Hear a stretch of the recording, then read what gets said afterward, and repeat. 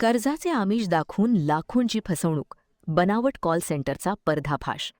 स्वस्त कर्ज आणि आकर्षक योजनांचे आमिष दाखवून नागरिकांची ऑनलाईन फसवणूक करणाऱ्या आंतरराज्यीय टोळीचा पनवेल शहर पोलिसांनी पर्दाफाश केला आहे. करंजाडे परिसरातील भाड्याच्या फ्लॅटमध्ये सुरू असलेल्या बनावट कॉल सेंटरवर छापा टाकून विजय बाबू भंडारी 36, तुषार अरुण पिंगळे 34, रोहित रंगाप्पा गौडा 21 आणि दर्शन उमाशंकर 21 या 4 आरोपींना अटक करण्यात आली. आरोपींकडून laptop, mobile, debit card, SIM card, रोख रक्कम व अन्य साहित्य असा सुमारे 3,95,500 रुपयांचा मुद्देमाल जप्त करण्यात आला.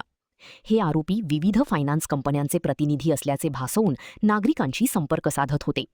मोठ्या रकमेचे कर्ज सहज मंजूर करून देण्याचे आमिष दाखवून त्यानंतर प्रोसेसिंग फी, इन्शुरन्स, जीएसटी आणि होल्डिंग चार्जच्या नावाखाली नागरिकांकडून पैसे उकळले जात होते.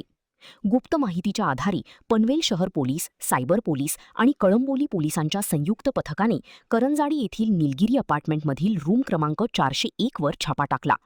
कारवाईत 3 laptop, 15 mobile, 7 debit card, 31 SIM card, 2 हिशोबाच्या वह्या, 1 diary, wifi router, network terminal आणि 74,400 रुपये रोख जप्त करण्यात आले. या टोळीने आतापर्यंत किती नागरिकांची फसवणूक केली आहे, तसेच या रॅकेटचे जाळे अन्य कोणत्या राज्यांपर्यंत पसरले आहे याचा तपास पोलिसांकडून सुरू आहे.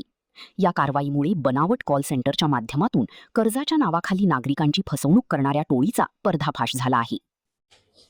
पनवेल शहर पोलीस स्टेशन हद्दीमध्ये करंजाडे येथे एका फ्लॅटमध्ये कॉल सेंटर चालू असल्याची माहिती मिळाली होती आपल्याला आणि त्या कॉल सेंटरमधून सर्व नागरिकांना फोन केले जात होते आणि लोनबाबत विचारणा केली जात होती आणि त्यांना जर लोन पाहिजे असेल तर प्रोसेसिंग फी, इन्शुरन्स व इतर फीच्या माध्यमातून त्यांच्याकडून QR कोड द्वारे पैसे मागितले जात होते आणि त्याच्यामध्ये थोडक्यात फसवणूक केली जात होती अशी माहिती आपल्या सिनियर PI पनवेल शहर यांना मिळाली असता आपण त्या ठिकाणी पनवेल शहरची सायबर टीम, त्याच्यानंतर कळंबोलीची सायबर टीम आणि आपलं नवी मुंबईचं सायबर पोलीस स्टेशन आहे, अशा 3 टीम मिळून आपण करंजाडे येथे सेक्टर R4 निलगिरी अपार्टमेंट येथे छापा टाकला असता आपल्याला त्या ठिकाणी 4 इसम मिळून आले.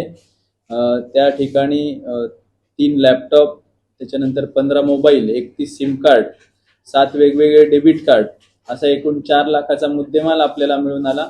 आणि त्या ठिकाणी हे जे काही कॉल सेंटर होतं हे फेक कॉल सेंटर होतं. यांच्याकडे कुठलाही इन्शुरन्स कंपनी, लोनची कुठलीही कंपनी नाही. हे फक्त लोकांना फसवून पैसे काढण्यासाठी हे कॉल सेंटर चालवलं जात होतं. याच्यामध्ये आपण गुन्हा दाखल करून हे 4 आरोपी विजय भंडारी, तुषार पिंगळे, दर्शन उमाशंकर आणि रोहित गौडा यांना आपण अटक केलेली आहे. आणि याच्यामध्ये जवळपास आमच्या सध्याच्या तपासानुसार 50 लाखाच्या पुढे ही फसवणूक नागरिकांची झालेली आहे.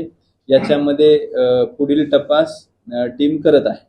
साधारणतः फेब्रुवारी महिन्यापासून चालू असल्याची आम्हाला माहिती आहे. लोकांविरोधात सध्या तरी कुठली क्रिमिनल हिस्ट्री नाहीये, परंतु याच्यामध्ये तपास चालू आहे. ह्याचा बेस कर्नाटक राज्यातील असल्याची शक्यता आहे.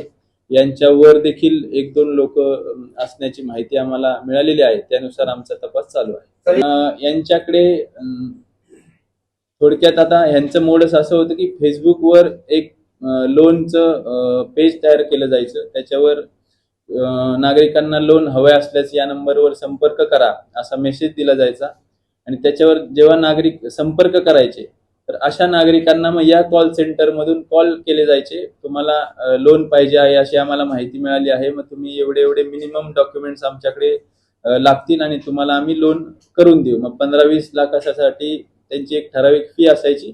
ती फी घ्यायची आणि नंतर फोन बंद करून टाकायचा. तुषार पिंगळे हा इथला पनवेलचा आहे, रोहित गौडा रायचूरचा आहे, दर्शन उमाशंकर हा देखील रायचूरचा आहे आणि विजय भंडारी देखील पनवेलचा आहे. 2 आरोपी पनवेलचे, 2 कर्नाटकाचे. याच्यामध्ये पुढील तपास चालू आहे. महिला असण्याची शक्यता नाकारता येत नाही, तरी आपल्याला आज निश्चित माहिती मिळालेली नाही आणि निश्चित आकडा आपल्याला सर्व बँकचे ट्रान्झॅक्शन आपल्या समोर आल्याशिवाय सांगता येणार नाही किती नागरिकांची फसवणूक. निश्चितच आम्ही कारवाई करणार आहे. याच्यामध्ये ज्यावेळेस घरं भाड्याने दिली जातात त्यावेळेस महानगरपालिका आणि पोलिसांचं देखील ऑनलाईन त्याचं आपण रजिस्ट्रेशन करणं आवश्यक असतं आणि ते जर त्यांनी केलेलं नसेल तर त्यांच्यावर निश्चितच कारवाई केली जाईल.